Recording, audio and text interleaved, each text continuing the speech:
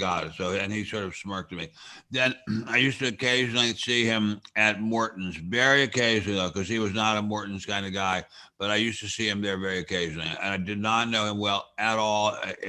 If I mean, very barely, very barely, very, very barely. And I saw him for real in it might have been the last year or last year and a half of his life. He was with his nurse at the Polo Lounge at the Beverly Hills Hotel. And I kid you not, all I heard was, in regard to his nurse, Mexicans, great food. Really? That's a true story. what does that mean? Taco Bowl engagement. He was making reference to his nurse's ethnicity, his male nurse's. Walter, ethnicity. we did a one show. Who is Ben Stein not met? And we're gonna. I now have the pleasure of having met Walter. I'm very yeah. It was actually very fascinating because he's met a lot of people. So were you born in L.A.? I was born in Akron, Ohio, in the same hospital where LeBron James and what's his name on the San Francisco team were born. The home of Alcoholics Anonymous. How well we know. St. Thomas Hospital, yeah. And then my father brought our family to St. Paul, Minnesota, where he worked for the 3M Corporation. He actually, yes, know it well. Minnesota Mining and Manufacturing. Yeah, exactly. He was a patent attorney, and he worked on the N95 mask, which is great. Yeah. Great. And Gore Vidal insulted Norman Mailer in that famous ruckus on Dick Cavett by referring to Mailer as one of the 3 M's. It was Mailer, Manson, and somebody better help me with the third one because I'm not going to YouTube for it. Okay, and on that note, I want to welcome everybody. I don't know what that even means. Nobody does, but we're ready to go live. And Louis, I love you. Welcome back to The World According to Ben Stein. I'm Judah Friedman, your moderator. Thank you for joining us. I'm praying for Louis to be lucid tonight. If this is your first time, please subscribe to the YouTube channel at The World According to Ben Stein. Like us on Facebook at The World According to Ben Stein. And follow us on Parler at Ben Stein. 125,000 followers and growing. Tell your friends, tell your loved ones, tell your enemies. Just tell them. Joining us once again is the other Ben. Ben Boychuk, managing editor of American Greatness and Big Bear Weekly. Great to see you, Ben Boychuk. Big Bear Weekly? Wait a minute. What is Big Bear Weekly? Some BS thing that Judah just made up just now. Thank you. It's great to be back, and I just want to give a shout out to our YouTube audience. I wasn't on the show on Monday night, but I went back and watched the video and read the comments. We have some very funny commenters watching the live stream, and so thanks to all of you. No, I didn't. Very grateful. I didn't go into a monastery, and I wasn't chased off by bears. I just couldn't make it on Monday night. But it's great. Well, we are very grateful to have you back, and we are very grateful for each and every viewer. And of course, let's welcome Nixon historian and a resident trivia king, Mr. Esoteric himself, Louis Fine. You could unmute yourself, Louis. And hello, Louis. Good to be here. And of course, we are honored and privileged tonight to have an amazing guest. He's a writer of the Blood Will Out, and of course, the famous book and movie Up in the Air with George Clooney. But I got to be honest with you. Let me get my fanboy stuff out of the way, Walter Kirn. And I've known Ben Stein for about 17 years when I first moved out to LA. So I sort of peaked at meeting the one of the coolest people in the world you could ever meet. So since then, everything's sort of been a letdown. And it's like, and I got to be honest, when Louis got... Why do you have to be honest? When Louis helped get you on the show tonight, I was super stoked because I absolutely love your commentary on the Greg Gutfeld show. So I'm truly honored, and we're all honored to have you here. Thank you, Walter. This is already a lot of fun, and I can't wait to dig in. And Damn it, Walter! What does this have to do with Vietnam? And of course, the show is all about America's humble servant, actor, entertainer, just economist, lawyer, columnist, and mensch, swimmer, and mensch, Benjamin Jeremy Stein. Welcome, And of course, tonight's topic is there's no way to avoid it. There's no way to avoid COVID right now. There's no way to avoid the election fraud that's going on. And on that note, Ben Stein, I will let you take it away on the COVID thing about the absolute fright that is being brought upon us by the government. Well, it's being brought upon us by the government, but there is a terrible, awful, horrible, real thing, coronavirus novel variety 19. Very serious, awful thing. But is it enough to shut down large portions of the government? Is it enough to throw the whole country into a panic? I don't think so. The number of deaths, even one death is too many. But compared with the deaths brought on by smoking, it's not a very modest number, but it's not a huge number compared with that. And it is something that is caught very, very readily, but it is fatal very, very rarely. And yet we are acting as if this is something that is, if you just touch a doorknob, next thing you know, they're carrying you off and burying you. It isn't like that at all. It is a bad thing, very bad thing. But I have the terrible feeling that it is being blown up way out of proportion by the government and by people friendly to the government who want to control the society. This is the perfect means for control, is to scare people to death about a disease. The first thing was the environment. We got to scare people to death about the environment, take away their freedoms because of the environment. That they played that string as much as they could, and now it started to curl back and break. Now they're playing the string about the COVID. And to be sure, again, COVID is a bad thing. There's no doubt about it. It's a very bad thing. Is it bad enough to take away the freedoms that we have been fighting for as human beings for millennia? Is it bad enough for that? I don't think so. We didn't take away this kind of freedom on this scale even during World War II, not even during the Cold War, not even during the Cuban Missile Crisis, when we were threatened literally with literal annihilation. So why are we taking this so seriously? I think it's because we have in the media powerhouses people who really like to control and frighten other people. This government now is essentially the media. Everything else is secondary. The media are the top dogs. They want to control us. COVID is a very, very good way to do it. So I feel as if I've talked too much already. No, you haven't. You could talk as much as you want. But then let me say that also the election, the COVID is an ideal way to distract people from the clear election fraud that's going on. There's something absolutely blood-curdling about how boldly and baldly the left is simply stealing the last presidential election. That the election day, those of us who are up late went to sleep thinking that Mr. Trump had won. He had worked very, very hard. He had come back from a COVID hospital room, or maybe a COVID bed, let us say, and he had been campaigning like a madman, and he seemingly had accomplished what he wanted to do. He had tapped into that vein of Trumpism, which might be called a certain kind of populism in America, and he seemed to be on his way to winning. In the morning, he had leads in all the battleground states, substantial leads in some of them. They were all states he had won in the last election.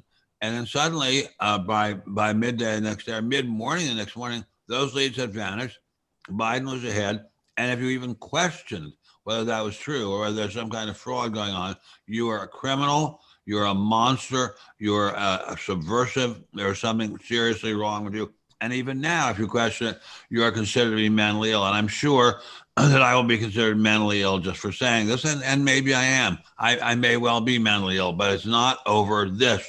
There are just too damned many coincidences that broke Biden's way. You cannot have this many states suddenly turn against the Republican and have the Democrat win by narrow margins in every one of those states. You cannot, or almost every one of those states, that cannot happen as a matter of statistics.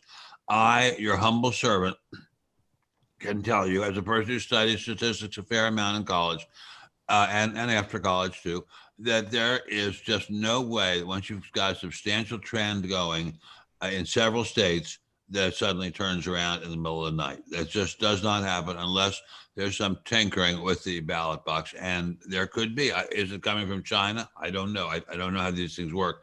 I just know when trends start, they usually don't stop. And especially they don't stop at 4 a.m.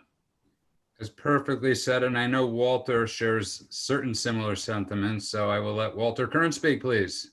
Well, first of all, as to COVID, when a disaster or a pandemic, as this is referred to, works out almost flawlessly for one political faction over the other, it's hard to believe that it's organic. It's hard to believe that it hasn't, in some ways, been a psychological operation or even a political operation at some level. Now, we're used to mayors being unseated because they don't clear the snow from the blizzard in time. We're used to George Bush being criticized for his response to a hurricane. This disaster came preloaded with criticism of Trump's performance in handling it. Well put. Well put. Beautifully put. From the moment it gained any momentum, it had a set of headlines attached to it, which I can promise you were not the product of thought, but of planning. I've worked in the press my whole life, to some degree in what you might call prestige institutions like Time Magazine, Harper's Magazine, The New Republic, many of these sort of famously liberal publications. And I can tell you that when a consensus forms instantly, and when it tracks with the interests of one group consistently, you are absolutely crazy not to be at least skeptical. Worse, any skepticism expressed in these matters has been repressed almost from the get-go. Suppressed, and you are, as I said earlier, it's not just that you made a mistake. People like me, we didn't just make a mistake. We're crazy and we're criminals. It's criminal to question how a statistical impossibility was a statistical impossibility. I mean, what we're talking about is not something far-fetched. It's incredibly, unbelievably far-fetched that every state would break against Trump and for Biden, all in the middle of the night, all when we were told that the mail-in ballots had already been counted. That's wildly, wildly unlikely. It also seems that a lot of the changed election procedures, rules, and laws that allowed this great irregularity to occur were the result of COVID inhibitions and strictures. You can't be too close to one another. Right. Whoever thought that social distancing would be applied to poll watchers, that you would actually have to stand across the room from the person handling ballots, etc. Or stand outside with the windows covered by sheets of plywood. How can that possibly be a recommended medical procedure? But Ben, what I find interesting, and you suggested that trends don't reverse themselves. There's the old Wall Street saying the trend is your friend. Well, it wasn't in this case, and that's curious. But what really bothers me, as much as the apparent irregularities, is that a pre-program has been launched against those who would notice them and be so bold as to say so. And that's going to be the most long-lasting injury to our democracy. We can survive, perhaps, elections in which many people have no faith. One or two, maybe we were deluded as to how lawful our elections always were. That's a question we're going to have to ask, since we're getting a kind of a PhD in voter behavior. But in any case, in the future, this prohibition, this fear, this sort of choking of expression can only have disastrous effects. The Absolutely. the Brilliant. master, and Brilliant. the masters who think that they're going to get away with this, well, they haven't read a book, let alone the Bible, and they haven't watched Greek tragedy, nor do they know the principles of hubris. You cannot stuff the human consciousness into a bag, tie it off, and expect it to stay there. You can in 1984. You can, and I think the people who worked on this project for the Biden campaign, and Biden is as innocent as a newborn baby about this. I mean, he's just purely, as a very, very smart guy said, he's just a hologram. But there's the guys who worked this out, very clever guys and gals, and they really do think they can get away with it because of a Latin phrase, which I'm sure we all know: quis custodiet custodes, who guards the guards. There supposedly are many, many people in the government watching over elections, but behind them is the press. The press, no matter how rigged the government is, the press will get in there and find it out. But what if the guards are the most rigged of all? Then we have the problem. Then we have a real problem. Then we have a colossal super problem. And I used to work at Time Magazine, and in a kind of innocent Minnesota farm boy way, I once asked somebody, I said, how come we have the same covers as Newsweek half the weeks? Is it just coincidence that we all start working on the same stories at the same time? I mean, it takes a while to develop a cover story. It's not like you do it overnight. And yet we're publishing them at the same time. I said, are there spies in our operation or whatever? And I kind of got a blank look, like, don't you understand? And when I reflected on it, I thought, well, if Newsweek and Time agree, then you've got not a controversy, but a fact. You've got a moment of total consensus. And this, to quote the famous left-wing thinker Noam Chomsky, the manufacturing of consent is part of the job of the press. And it has been since Walter Lippmann decided that it should be. The founder of the New Republic, he really was of the belief that human beings in the mass couldn't rule themselves, that an elite opinion body had to be formed to, sort of navigate the darkness for them. And the press has rationalized its own manipulative role as somehow good for democracy, good for the people who don't have time. And like any group that gives itself a license of that magnitude, it grows corrupt. And if you just tuned in, you are listening to The World According to Ben Stein. We're joined by special guests tonight, Walter Kirn, author of Up in the Air and commentator extraordinaire. Ben Boychuk, can you please tell people where they could find us? Well, thank you for watching us on YouTube. If you're a first-time viewer, thank you. Please subscribe. Hit that bell up in the corner. Follow or like us on Facebook, rather, at The World According to Ben Stein. And you can also subscribe to the audio version of this podcast everywhere fine podcasts are posted: iTunes, Stitcher, Spotify, you name it. But most importantly, please follow us at Parler at Ben Stein. Welcome everybody back to The World According to Ben Stein. Well, one of the things that we want to discuss too is the side effects of this COVID epidemic, what it's doing to people in the country, because not enough people are speaking about it.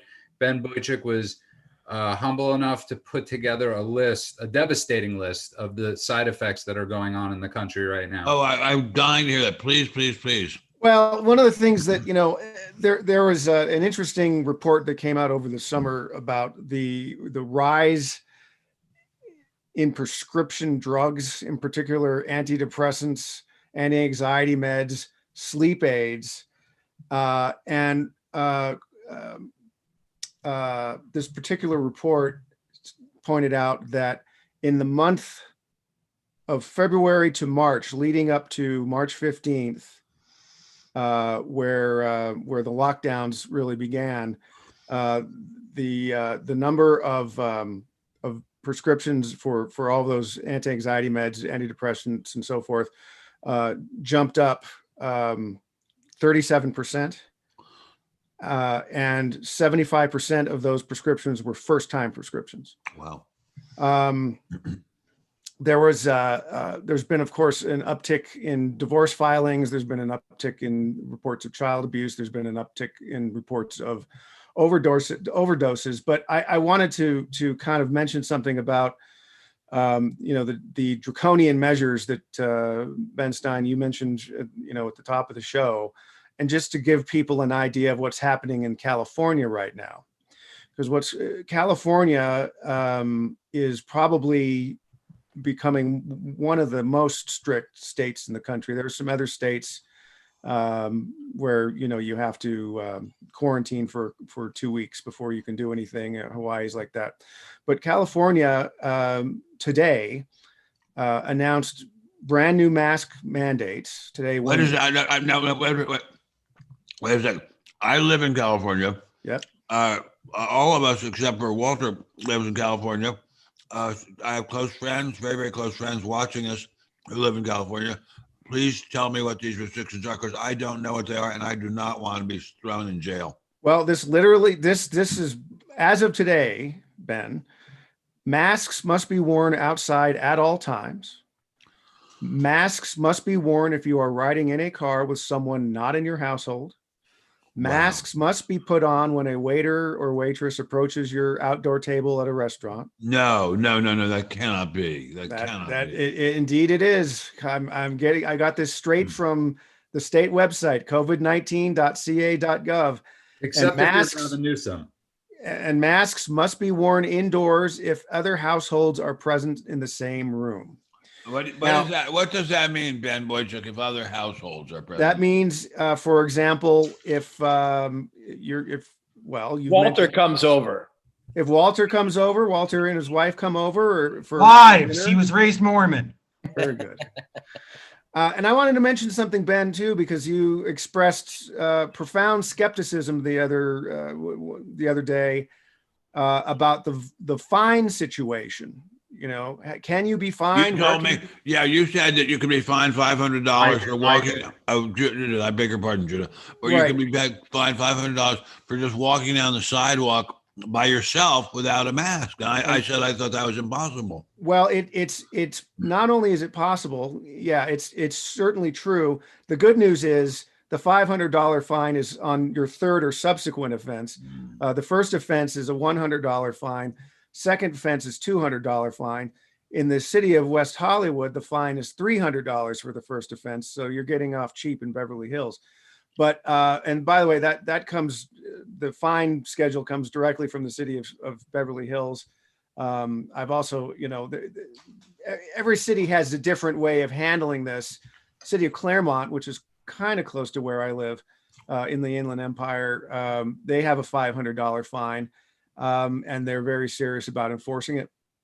But what's funny, in a sort of disgusting way, is the hypocrisy of our leaders. So, Gavin Newsom literally this week has said, non-essential businesses in 41 counties in the state where 85% of the population live, they just have to close.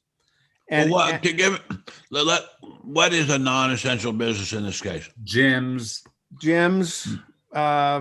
A lot of clothing stores. I mean, if think back to, sure. Well, yeah, but yet not strip clubs.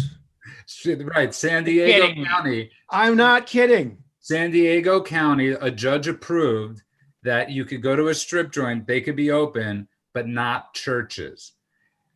That is from a judge's ruling today. Yeah. And now they're just screwing with our heads. I'm sorry.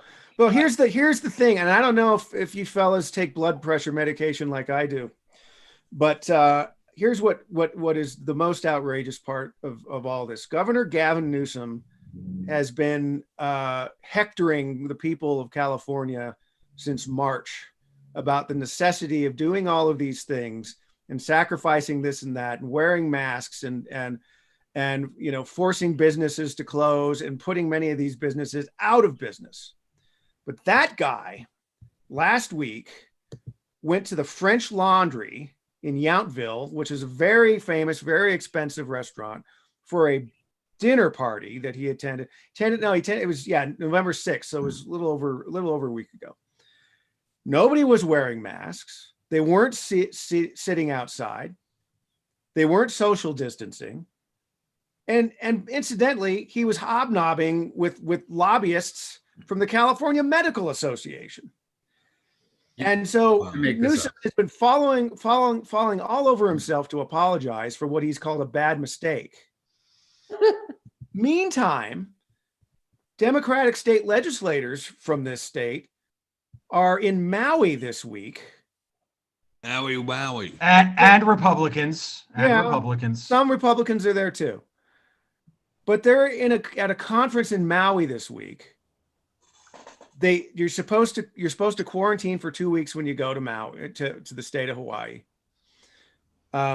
Several of them issued a statement to the Sacramento Bee today, said that defending why they're there, we're learning how valuable ways to safely reopen California's economy during this pandemic. They're in Maui while they're putting California to the test. Yeah. Oh, yeah. Great. Right. And quarantined in Maui. That really sucks. By the way, speaking of fines, we haven't heard yet from Louis Fine. So Louis, I know I've been very worried about. Always worried. And let me just say this: Louis is an amazing father. Every day, aside from sending me a million different strands of text messages, he also sends me amazing pictures of his beautiful daughter, who's being homeschooled right now. And I can't think of anybody better of a stressor of what goes on in this situation than a parent like Louis, who has an 8-year-old kid. Well, let's make an important distinction here. She's going to school at home. I'm not homeschooling her. Sorry. Because otherwise she's going to learn that the earth is 6,000 years old and Jesus rode a dinosaur into Bethlehem.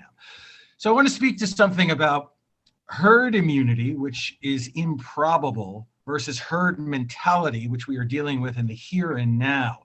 And the ruling class, so-called, I don't believe they're very intelligent at all, because if they knew something about anything, especially statistics and mathematics, and I mentioned this in a previous show, there would be a degree of subtlety involved with the returns in various so-called swing states from election day, that we still do not know what the final tally is with regard to Democratic control of the House of Representatives, except to say that they have a minimum of 219, but of the 435, we still don't have all of the races. I think there's 20-something, 14 to 20 that haven't been conclusively established, and you can go from one media outlet to another and not get a definitive answer.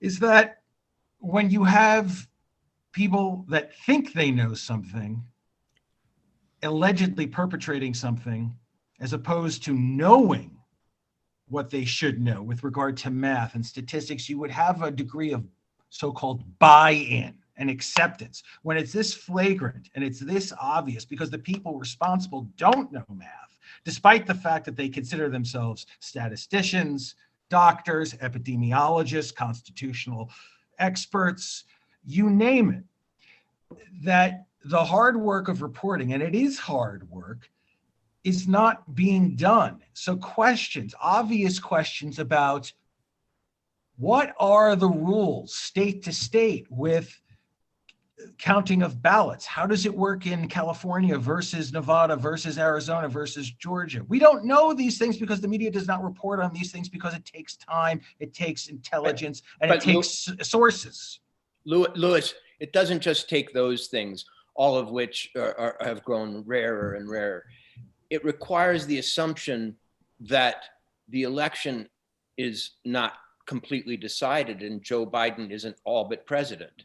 And to do any reporting on the subject implies that it isn't a closed book. And since they've already reported it, Very well put. Very well put. They can't subvert their own. Very well put. Very well put. Very well put.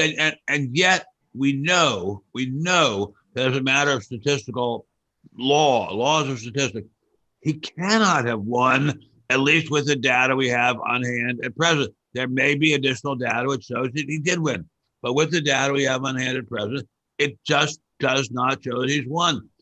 I hate to be seen as a skeptic and as a crank. I guess I am a crank, but I mean, it just cannot have happened the way the mainstream media and the Democratic Party are reporting it. It cannot have happened that way unless a statistical fluke on a scale hitherto unknown has happened. So two things very quickly. One, I believe government is loath to relinquish power. I don't see any person in power, regardless of political party, who is eager to surrender powers that would otherwise have been impossible to acquire and exercise, because you don't see a proposed timeline. You don't see, except for the euphemistic 2 weeks, which we were told in April. And based on history, there is nothing to suggest that governors, mayors, county executives, and commissioners will willingly, like Cincinnatus, surrender their authority. And Walter raised a very good point at the beginning of the show about the Bible.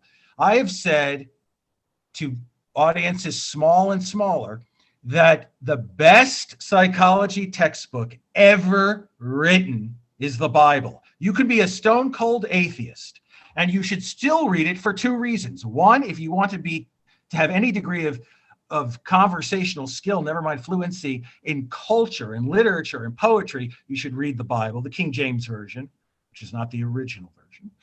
And there's one recurring theme throughout the Bible.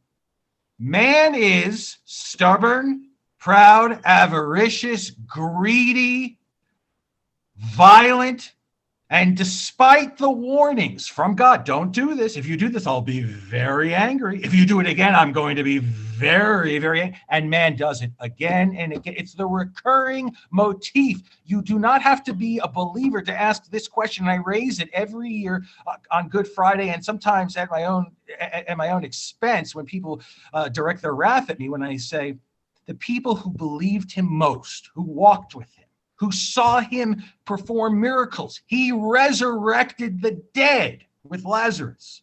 They watched as he was led to his execution. And on that note, if you just tuned in, you are listening to The World According to Ben Stein. We're here with special guest tonight, Walter Kirn, author of The Air Up There and brilliant commentator. Up in the air. The air up there is what's... I'm really sorry. The vaping. I'm nervous, and and plus the name on your screen it's your wife's name, so I'm a little knocked off. I think that it. But anyways, I want to welcome everybody to The World According to Ben Stein. Ben Boychuk, please tell people where you can find us. Well, if you're watching us live on YouTube, or if you just joined us, you got to go back and watch the first half hour. And while you're at it, hit the subscription bell in the upper corner of the window. Like us on Facebook, if you're still on Facebook, at The World According to Ben Stein. You can subscribe to the audio version of this thing on iTunes and Spotify and Stitcher and any place where fine podcasts are posted. But above all, most importantly, please, please, please, if you haven't already, follow us on Parler, please, at Ben Stein. Can I also just make a plug for Walter? All proceeds from tonight's show are going to a fund to buy him a Kindle. I want to back up. But I know, because I had a quick question. Okay, I just have a quick question going with your statistics. Everybody, welcome back to The World According to Ben Stein. We're here with Walter Kirn, author of Up in the Air. I am very sorry about that. My sincerest apologies. But one of the questions, because we keep on talking about statistics, but one of the things nobody's really talking about is we are taking the word right now, right? Taking the word of Dr. Fauci is like taking the word of Paul Krugman on the economy. He has never been correct. Dr. Fauci, from his days with AIDS, predicting vaccines, predicting this.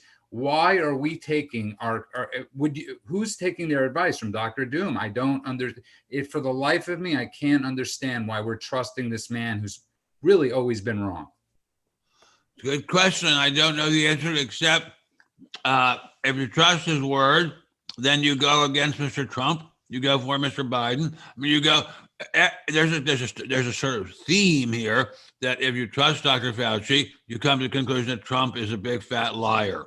If you trust Dr. Fauci, you come to the conclusion that the Republican Party are a bunch of thugs and killers.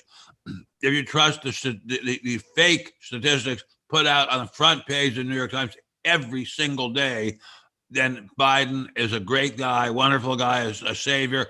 Trump is a thug and a killer, and the Republicans in general are thugs and killers. There is a recurrent theme. Look, I've told you about this many, many times. I had the great honor of going to Yale Law School, which was where the idea of legal realism was invented, or not invented entirely, but largely invented. And that simply said, judges make decisions not on the basis of precedent, not on the basis of law, but on the basis of what they want the outcome to be, which lawyer they like better, which lawyer is prettier or better looking. They make decisions on those bases, and then they find rationales in the cases. They could find rationales on either side of a case, but they find the rationale. They find the case they want, the outcome they want. Then they find the backup. They find just the outcome they want. Then they find a way to rationalize it. Same thing with medicine. They find the outcome they like. Then they find the statistics and data, phony as they may be, to rationalize it. Same with the thing with the elections. They want a certain outcome. They find statistics and data to supposedly rationalize that. It's all what they want to have happen. It's the way. It's conclusion, conviction, execution first, trial after the guy's head's already been chopped off. Look, Mr. Trump performed a miracle in the election this last time, a genuine election miracle, having been slammed over and over and over again for 3.6 or 3.7 years, slammed mercilessly, one lie after another, one false show against another, one fraud, one show trial, one Stalinist myth after another. He still got up off his sickbed, campaigned while Mr. Biden was hiding in his basement, and still, I think, won the election. At any rate, won a hell of a lot of votes. Something like a miracle happened with this man. The media could not allow it. They had to shut it down. So they've reached the conclusion, and then they worked around it to find the statistics to back it up. Whether or not those statistics are true didn't matter to them. They don't care about the truth. They care about the outcome. I'll ask Walter the same question. Which was, again, Sorry? I loved Ben's answer, but I forgot the question. How is it that we trust Dr. Fauci, a man who's really never been correct? I'm no student of Fauci. All I know is that he's a doctor, and that doctors are people of opinion. When you get one opinion, you go and get another. That he has represented some monolithic face of science itself is a denial of the reality of medicine, which is truly a craft and a vocation, not a science. It uses science. It relies on it as a supplier of its nostrums and its medications and its diagnoses, but it is a social construction. And the erection of Dr. Fauci as some kind of Hippocrates times Einstein never washed with me, simply because he's a human being. I don't know much about his past before this pandemic, but I do know that his performance during it has been suspiciously contradictory. He was the great mask skeptic at the time when perhaps this thing was spreading most rapidly. And then he was the great mask promoter at the time when this thing seemed to be calming down. Now, when we would think the masks should have been effective, he's the mask double downer. And there is no reason to believe that we have gotten good advice at any stage of this game. I have friends who have connections with a regional hospital system in the West, and they're experiencing a lot of new cases and hospital admissions, in fact, in places like Utah. Well, in their calls to each other, the hospital executives are saying that the problem is that people have been quarantined together, that it would have been better had they been going out to restaurants, eating on sanitized surfaces distant from each other. Instead, we were asked to pile into our homes and to coop ourselves up, to close the windows maybe against the winds of coronavirus blowing across the land. And all it's done is consolidate our infectiousness. And so it's really hard to see looking at the record, and I'm not speaking particularly of Fauci here, of whatever the medical establishment happens to be now, because down at the grassroots level, doctors are disagreeing all over the place. And, and I have relatives who are doctors who I can tell you are very skeptical of the, very skeptical. Well, we're soon going to have, apparently, we have a vaccine, I guess, 94.5% effective, not 94.4 effective or 94.6, but 94.5 effective. So let's just see how that works. If it works, if that's the end of COVID, thank God, it's a miracle. But let's remember, that does not take away the fact that this election was stolen right in broad daylight. That does not take away from the fact that the Constitution was put in a trash disposal and shredded up. I mean, by the way, just so you know, you raise a great point. Sorry? You raise a great point that statistic that Pfizer and Moderna released was 1 week after the election. Yeah. They couldn't have, if they had released it 3 weeks ago, it would have had a very, very different effect on the election. But you know what? I think that the powers that be would have rigged the election anyway. They would have figured out some other way to rig it. They had to get rid of Trump. Why? I don't know. This has been a mystery to me from day one. As Judah knows so well, I was not a fan of his during the primaries. I think he has got some very, very serious personality flaws, very serious ones. But he clearly has been a great president, just a great president. Why do people hate him so much? I don't understand it. Why did the powers that be in the media, which is the only power right now, because he won. They hate him so much. Because he won. No, you know what he did? That is a restatement of the question, with all due respect, Lewis. He proved he proved how little the so-called experts know, especially the pollsters and the establishment, which had crafted a narrative. Sir Lewis, my neighbor, my brother, with all due respect, brother, sir, with all due respect, sir, they hated him from long before the moment he came down that escalator. They have hated him all along. He has many hateful qualities, but to hate him at this level, I have a dear, dear friend in her 90s, a dear friend whom I love like mad. Her husband was he was my best friend. She told me if Trump won, she was going to get a gun and kill him. She's in her mid-90s. I was in the car when she said that, but I know Walter had an answer to, or has an answer to that question, or a thought about the question of why he's hated, or.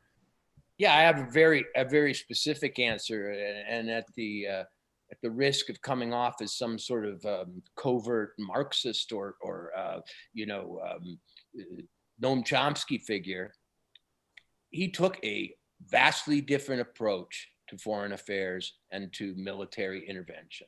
And that, I think, was his basic sin. Do you remember when he killed Soleimani?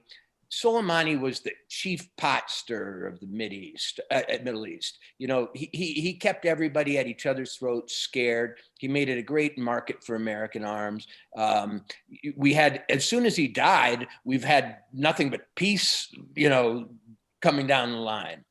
But when we killed him, the commentary from the establishment and from the media was that it was almost as if Martin Luther King had died again. It was a cross between that and trying to, kill the greatest foreign leader of all time, because World War III was predicted, as it was when we, quote, abandoned the Kurds, and so on. And the thread that runs through anti-Trumpism that I think is really significant and probably the key to its intensity is that he has withdrawn America from these chess game wars, and they are incredibly profitable for our establishment. They bring great influence to certain senators and to other officials, and he took a different tack. Judah and I have discussed this at great length, and I disagree with great respect. I disagree with you and Judah on this. I think it's something about him personally that they hate. Just like with Nixon, I worked for Nixon. I love Nixon. I don't just like him. I love him. why do people hate him? Why did people hate him? It has to be something deeply personal about his psychology. He was the most liberal Republican president by far we've ever had. Why did people hate him? That I don't get it at all. And I think the same thing is going on with Trump. We have a hand raised here by my neighbor. Lewis, I know you want to jump in. Well, I'll very quickly, because I want Ben Boychuk, before he loses electricity, to chime in.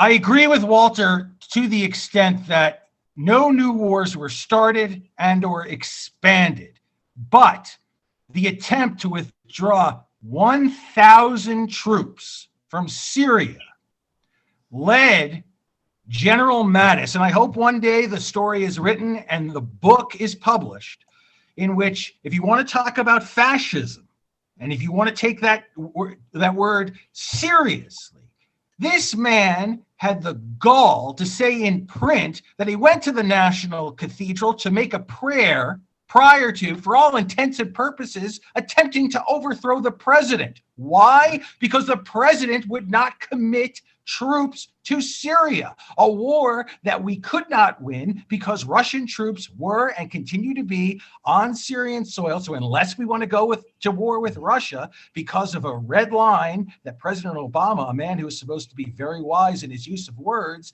had imposed with regard to chemical weapons, and then finding an excuse that, wait a second, Vladimir Putin has volunteered to remove Syria's chemical weapons from Damascus, and there will be Russian troops inspecting this. They'll never leave, but that's a different story. And for the first time since the end of the Cold War, Russia's back in the Middle East and a threat to Israel and a threat to the US. But never mind that. Trump didn't give the generals what they wanted. I love how you wanted to get Ben Boychuk in. Ben Boychuk, what is your answer to Ben Stein's question? Because okay, Walter, just so you understand, Ben and I were in the car yesterday for 8 hours driving to the desert and back. So what by these were you doing out there, by the way? What? I have a house out there. Oh, okay. He's got a beautiful house, and we go and we talk, and under the new guidelines, we're going to have to wear a mask for 7 hours in traffic. But we were discussing this hatred. This is our discussion on a daily basis, let's just say. But I want to hear Ben Boychuk's answer for this. And then after he speaks, I want to tell you something. I worked at Spy Magazine in the mid 80s. I remember that was a good magazine. Our brief was to make fun of Donald Trump even then, before his presidency. And so that speaks to Ben's point. And also, Walter, before we let MO, they didn't like even back then. Walter, before we get Ben in, Boychuk, and he loses power, I brought up the George Steinbrenner comparison because I was a huge, they were two larger than life type characters, especially in New York, and they were both reviled. They were both extremely hated, absolutely hated figures. And Ben Boychuk, I will let you jump in. So go for it, Ben. Why is he hated? I got nothing. No. So here's my thought on this. The electricity. I had a conversation with my late great editor mentor Peter Collier. I think April of 2019, and we talked about a great many things. And one of the things was that's Hitler's birthday. Thanks. Yeah, it was sometime in April. I don't remember when.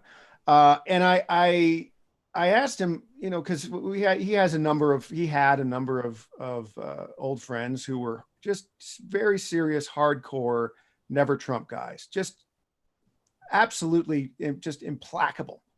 And I asked, well, what do you think that's about? And he thought about it for a minute. He said, I think it comes down to their objections really come down to aesthetics. This was a guy who showed off his gold toilets. Remember that? I mean, and he's vulgar. Vulgar. Yeah. He's a vulgarian.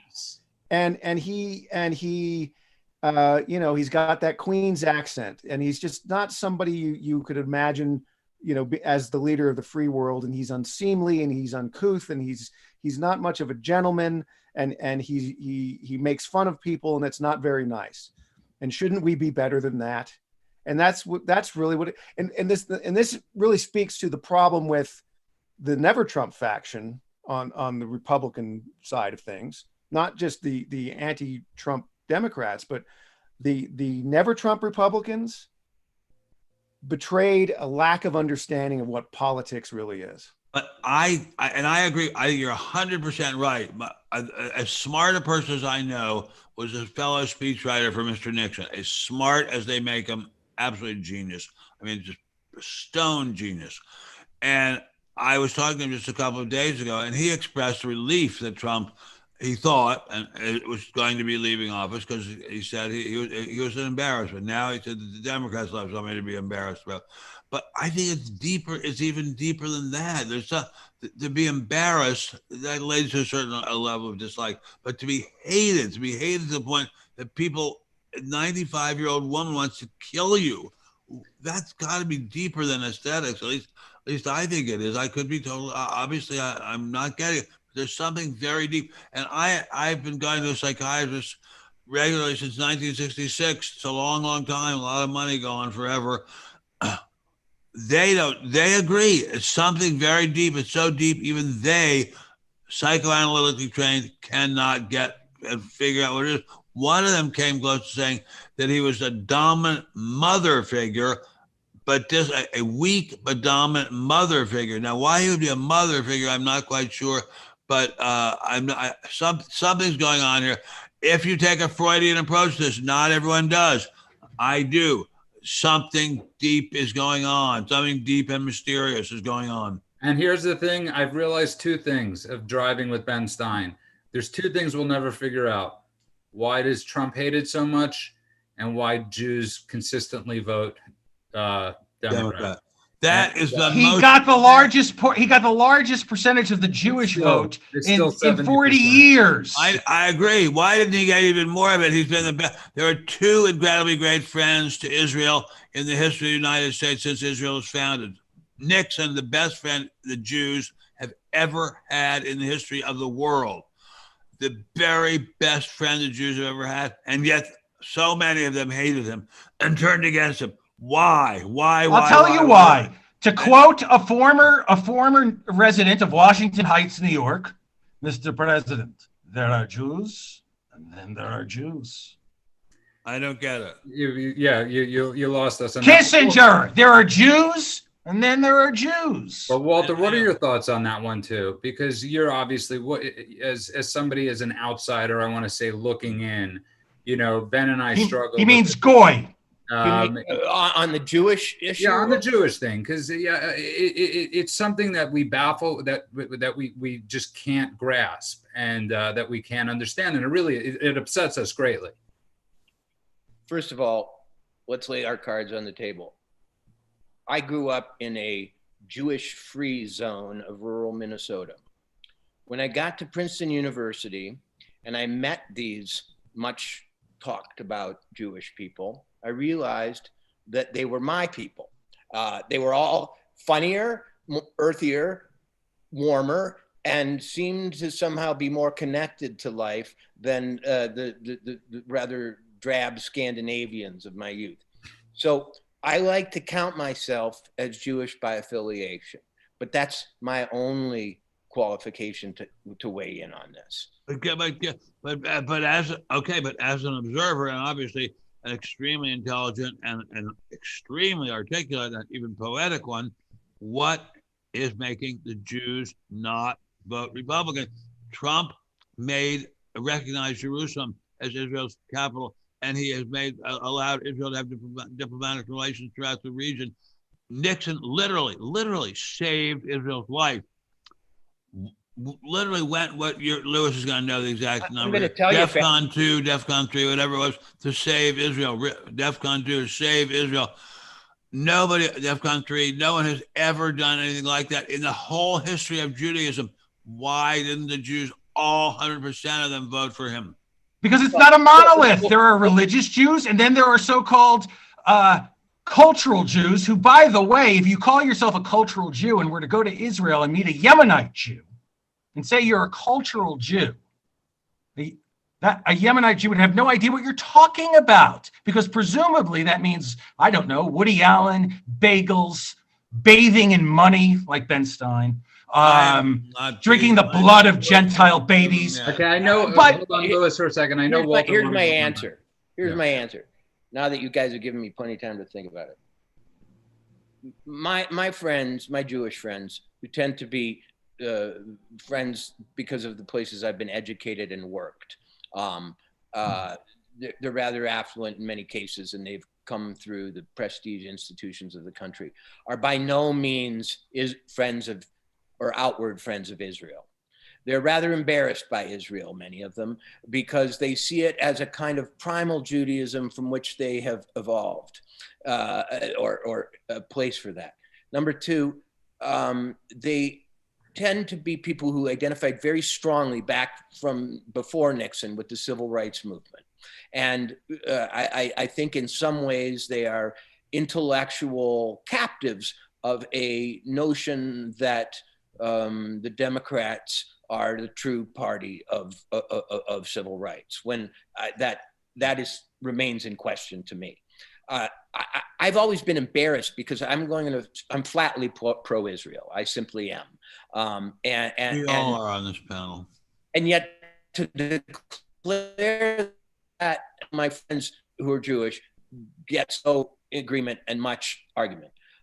So you know, and also I think to give the devil his due, so to speak, there's a fear of nationalism and populism which has been sort of intellectually installed in the educated Jewish American, and the boogeyman Trump was from the beginning painted as a proto-Hitler, and you know, yeah, I know. Right. Even though, and I never understood David Duke's obsession and love, quote unquote, love for Trump, given the fact that Trump has his eldest daughter and presumably his favorite child, Ivanka, is a convert, not just to Judaism, but modern Orthodox Judaism. He has several Jewish grandchildren. And if your brethren from Old Nassau, the Jewish ones, knew anything, they'd know that Israel was founded by mostly socialist, atheist Jews. Well, that's an important point. There also is a stream in modern Jewish thought of socialist, economic and political theory. That's very strong. Our point is we agree. That's certainly true. Absolutely, without question, and very well put.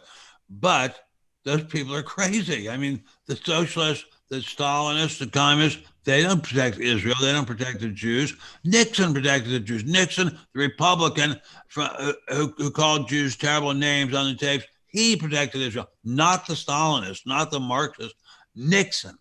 Yes, but it's like a meme. It's what is taken to be an established truth is repeated and perpetuated, and it becomes faith. It becomes faith. And you can't argue. I remember we talked about this before. You can't argue with blind faith. You can argue. You can debate with the religious. But those with blind faith, you can't debate. You shouldn't debate because you're not going to persuade them of anything. I want to hear Ben Boychuk's opinion on this because he's the other Gentile in the, even though he's got the most Yiddish name of all of us. Ben Boychuk, what are your thoughts on it? And then I want to go to a lightning round right after. My thoughts on why Jews don't vote for Republicans or Trump? Yes, why they don't all vote for Republicans. You're not going to get it. We're not going to think you're an anti-Semite. Don't worry. I mean, I've wondered about this too, and I've read a little bit about it, and I think it comes down to habit, doesn't it? Isn't it just habit? That's a restatement of the question. Well, no, is it though? I mean, I think that, for the same reason, I've got some very good friends who are liberal Democrats, and who are wonderful people, but who, when it comes to politics, they tend to speak in cliches. The Democrats to them are still the party of the working man, despite the fact that it's the party of Wall Street and Silicon Valley, right? Billionaires. It's the party of the billionaires. But from their perspective, because they, this dear friend of mine grew up in a strong union household, and they just simply understood that union politics and democratic politics were hand in glove, and it's just a habit. It's just the air that they breathe. That's a restatement of the question. It's cognitive dissonance. Tom Wolfe said it best with regard to Noam Chomsky. He said he will be remembered as someone who was a pioneer in his field, who also happened to have some crazy political beliefs. You can be wholly logical. Lewis, just hold on one second. Walter brought it up, and this is actually a point that I brought up with Ben, is that there's 70%, I always said that Steven Spielberg never seems to write movies about living Jewish people. Everybody that Steven Spielberg writes about pretty much is a massacred Jew. He doesn't ever write about the fighting Israeli Jew, really. He didn't write about, if anybody should have done. Nobody does. But if anybody should have done the Entebbe movie, it should have been Spielberg. And there are a lot of Jews that identify in America with the Holocaust. And there are 30% of us that identify with Israel. There are 30, that realize that we have a homeland now, that we don't need to capitulate anymore. And there are 70% that still live in that capitulation. That's just my humble opinion. Judah, I'm going to speak. America's my homeland. I'm going to speak as a student of literature here. The theme of the greatest Jewish writers and the American Jewish writers in the 20th century has been assimilation. From Henry Roth to Philip Roth to Saul Bellow. It's all about the settlement and Americanization of the Jewish mind, family, and tradition. Now, when you're assimilating and when your chief concern is to be accepted in the upper reaches of society, to rise, to move into prestige educational situations from which Jews have been unduly excluded even today, based on their merits in scores and so on. When your concern is to rise in a society, you tend to identify with prestige figures. And the Republicans through the 20th century have been characterized more often than not, from Coolidge on, as boobs, populists, as, now, Ben, I see you take offense. Nixon was absolutely, contradicted all of these stereotypes, as did many of his predecessors. But if you imagine yourself as an immigrant to the United States who's trying to rise into the professions and so on, the Republican image might not have been one to identify with. I absolutely could not agree with you more, Walter. I agree with you 100%. It's 2020. Times have changed, my dear friend, my very dear friend. Now the Jews are being incredibly helped by the Republican Party, especially by Donald Trump. Why aren't we grateful? Where's the gratitude? Go to Ben Boychuk's point of habit. And I want to get a quick thought before we have to wrap this up. If you just tuned in, you are listening to The World According to Ben Stein. I want to thank, of course, everybody for being here tonight. But here's my final question. We're all of sound mind. None of us, Lewis included, of course, and none of us are of the conspiratorial. We're not. So I want to ask you all this one simple question, one at a time. Was the fix-in? Was it rigged? Is there any plausible way that this election is correct and just? Walter. I'm going to evade making that sort of ex cathedra statement. I remain someone who is open to persuasion. I don't think the case is settled. I think the evidence is coming in. I think that as I said at the beginning of the show, the irregularities are suspicious, and they seem to line up in a rather extraordinary way, statistically and socially. And so I'm going to model what I think should be all of our behavior, which is to sit back, wait, and educate ourselves and watch what happens. Who's going to educate us? The Democrats are shutting down the education process. They're not letting there be investigations or recounts. If the Democrats are so sure they won, why don't they have recounts? I mean, if they won, what's the problem? It's the most suspicious part of it. It's the most suspicious part of it.